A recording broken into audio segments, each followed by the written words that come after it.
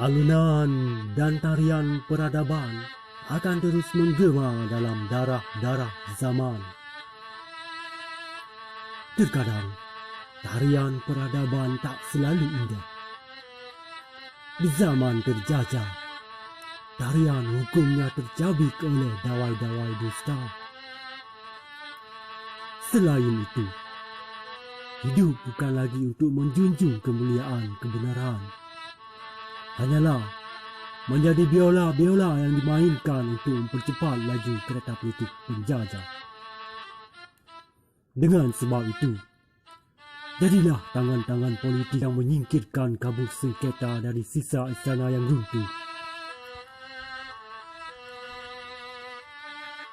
Menjadi embun bagi gersangnya zaman yang terzalimi.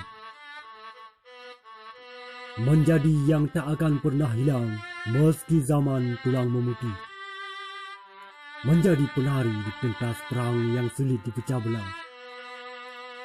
Engkau dikenang sebagai penunggang kemenangan.